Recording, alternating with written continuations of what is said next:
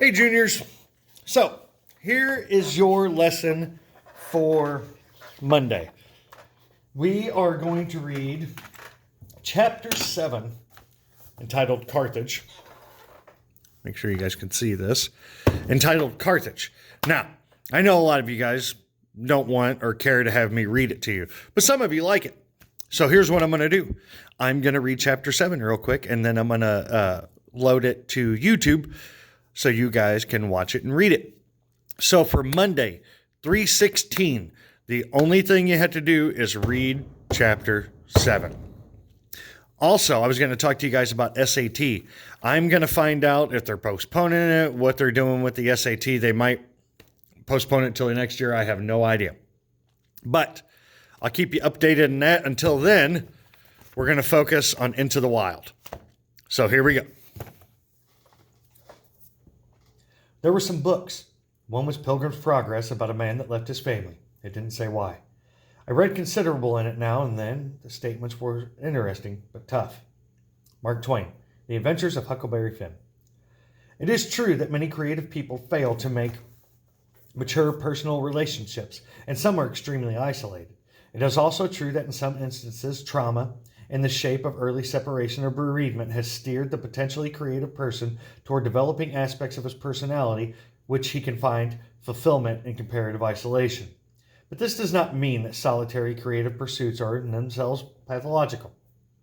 Avoidance behavior is a response designed to protect the infant from behavioral disorganization.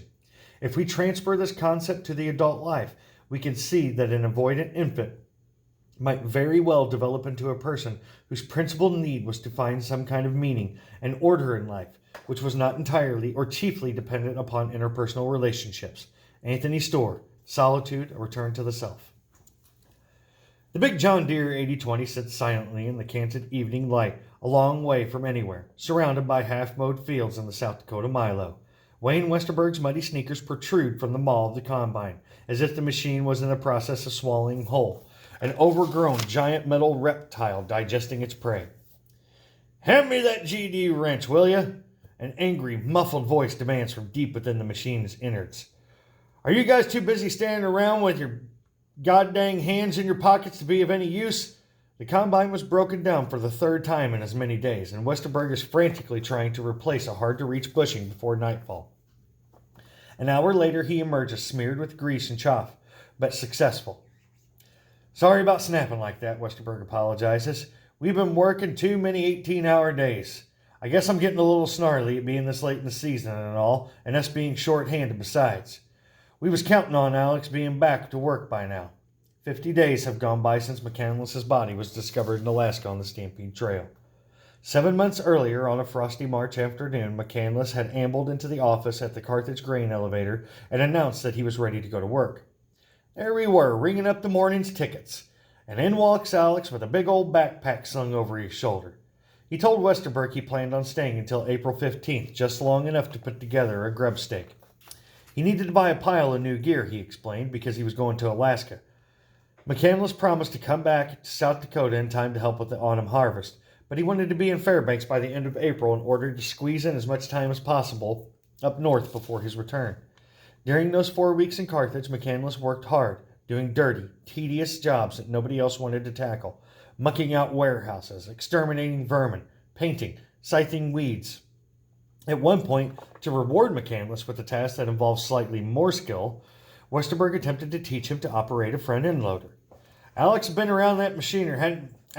been around machinery much, Westerberg says with a shake of his head, and it was pretty comical to watch him try to get the hang of the clutch and all those levers. He definitely wasn't what you would call mechanically inclined. Nor was McCandless endowed with a surfeit of common sense. Many who knew him had commented, unbidden, that he had seemed to have great difficulty seeing the trees, as it were, for the forest. Alex wasn't a total space cadet or anything, says Westerberg. Don't get me wrong.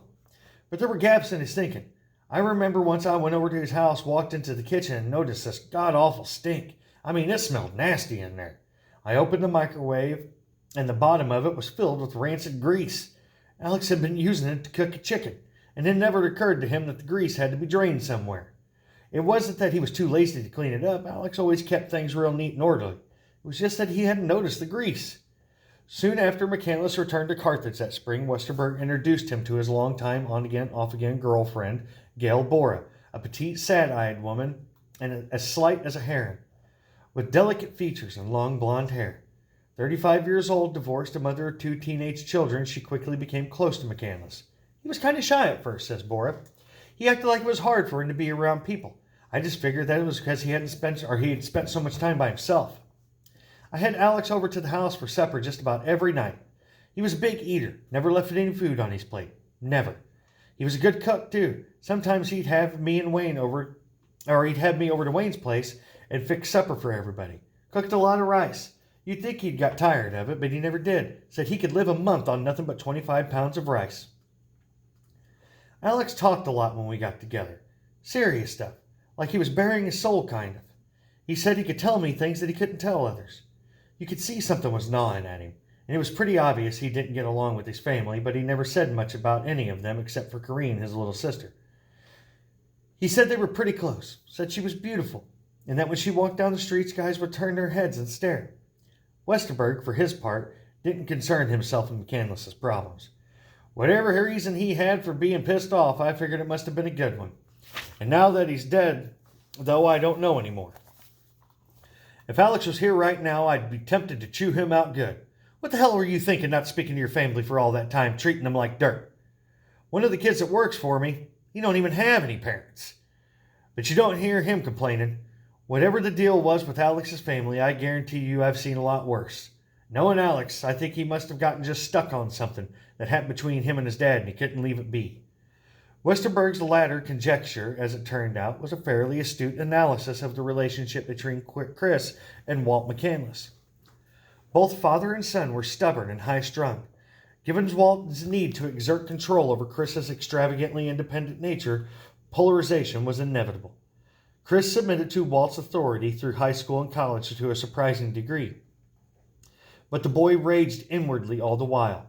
He brooded at length over what he perceived to be his father's moral shortcomings, the hypocrisy of his parents' lifestyle, the tyranny of their conditional love.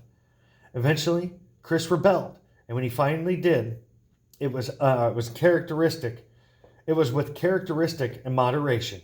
Shortly before he disappeared, Chris complained to Kareem that their parents' behavior was so irrational, so oppressive, disrespectful, and insulting that I finally passed my breaking point. He went on. Since they won't take me seriously, for a few months after graduation, I'm going to let them think that they are right.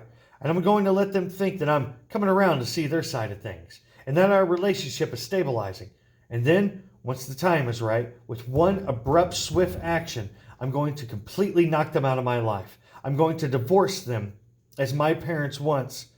I'm going to divorce them as my parents once and for all, and never speak to either of those idiots again as long as I live. I'll be through with them once and for all, forever. The chill Westerberg sensed between Alex and his parents stood in marked contrast to the warmth McCandless exhibited in Carthage. Outgoing and extremely personable when the spirits moved him, he charmed a lot of folks. There was mail waiting for him when he arrived back in South Dakota, correspondence from the people he'd met on the road, including what Westerberg remembers as letters from a girl who had a big crush on him, someone he'd gotten to know in some Timbuktu, some campground, I think. But McCandless never mentioned any romantic entanglements to either Westerberg or Bora. I don't recollect Alex ever telling me about any girlfriend, says Westerberg, although a couple of times he mentioned wanting to get married and have a family someday. You could tell he didn't take relationships lightly. And he was the kind of guy who would go out and pick up girls. He wasn't the kind of guy who would just go out and pick up girls to get laid. It was clear to Bora, too, that McCandless hadn't spent much time cruising single bars.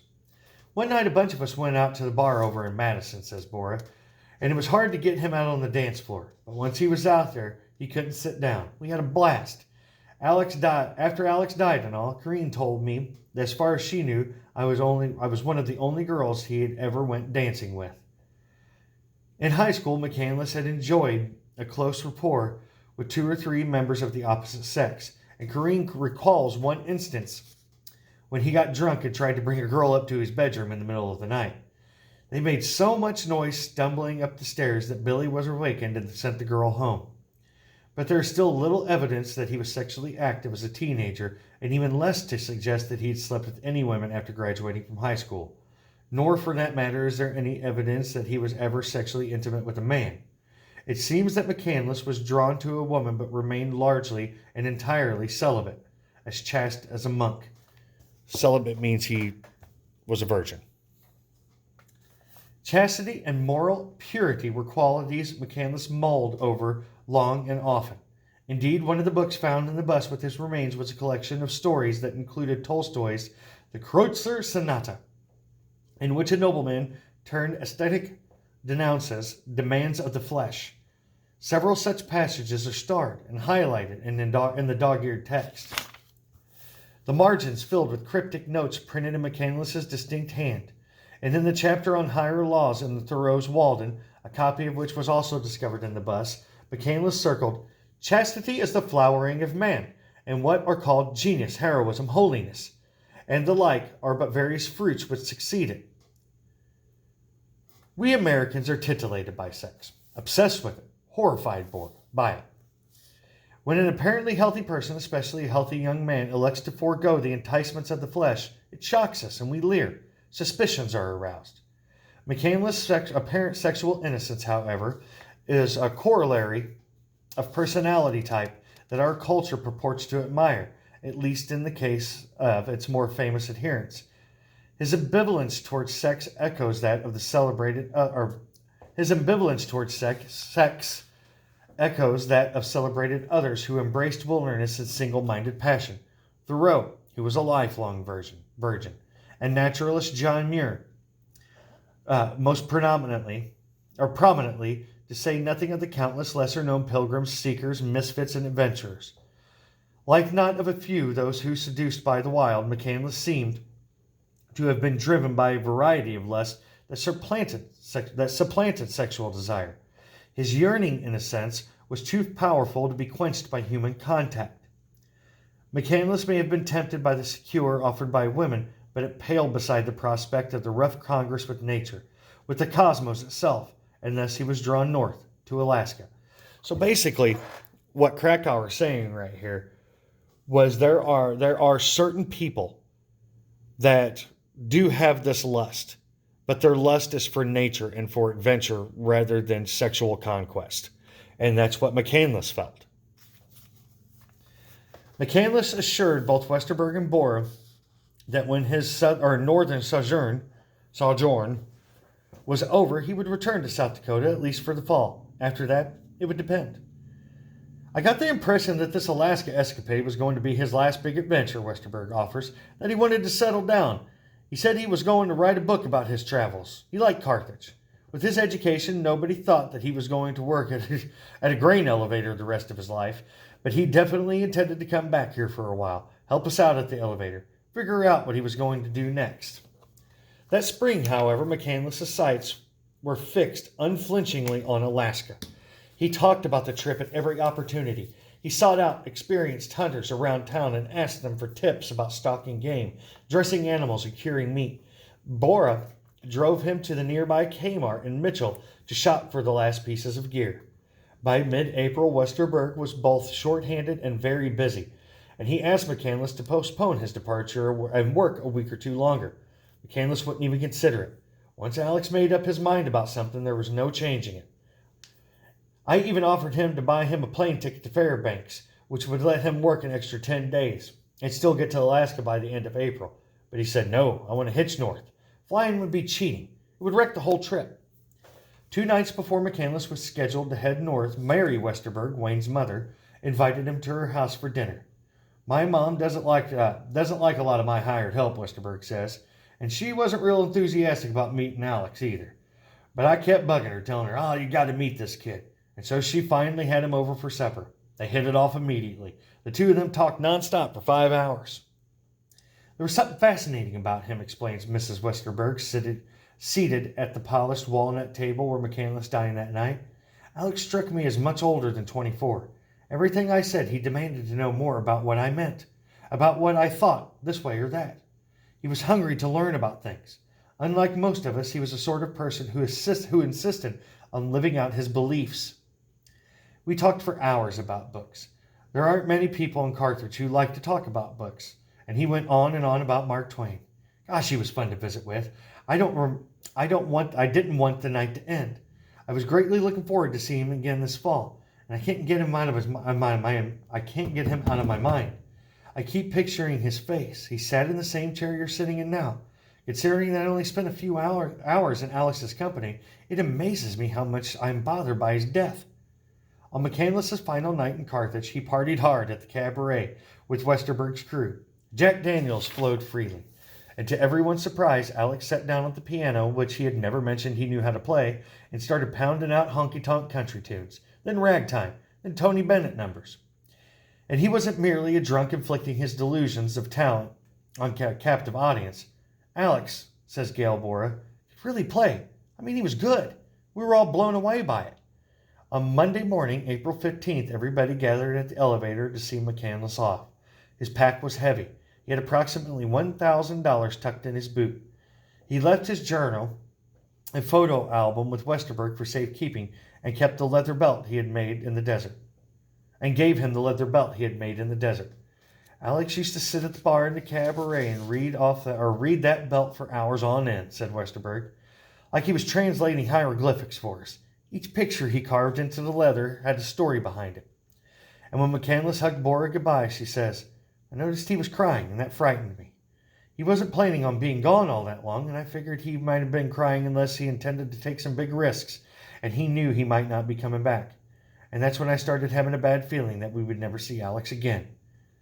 A big tractor semi-trailer rig was idling out front. Rod Wolf, one of Westerberg's employees, needed to haul a load of sunflower seeds to Enderlin, North Dakota, and had agreed to drive McCandless to Interstate 94. When I let him off, he had that big damn machete hanging off his shoulder, says Wolf. I thought, geez, nobody's going to pick him up when they see that thing. But I didn't say nothing about it. I just shook my head and wished him good luck and told him he'd better write. McCandless did. A week later, Westerberg received a terse card with a Montana postmark. April 18th. Arrived in Whitefish this morning on a freight train. I'm making good time. Today I will jump the border and turn north for Alaska. Give my regards to everyone. Take care. Alex. Then, in early May, Westerberg received another postcard, this one from Alaska, with a photo of a polar bear on the front. It was postmarked April 27, 1992. Greetings from Fairbanks, it reads. This is the last you shall hear from me, Wayne. Arrived here 2 days ago. It was very difficult to catch rides in the Yukon Territory, but I finally got here. Please return all mail I received to sender. It might be a very long time before I return south. If this adventure proves fatal, and you don't hear from me again, I want you to know that you're a great man.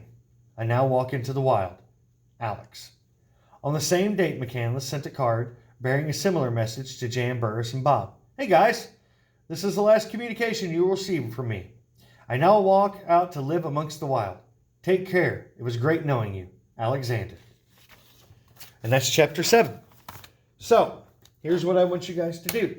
Now that we've read that, I want you to do your utmost to fill out your study guide for chapter 7. And we'll talk about that tomorrow. Okay?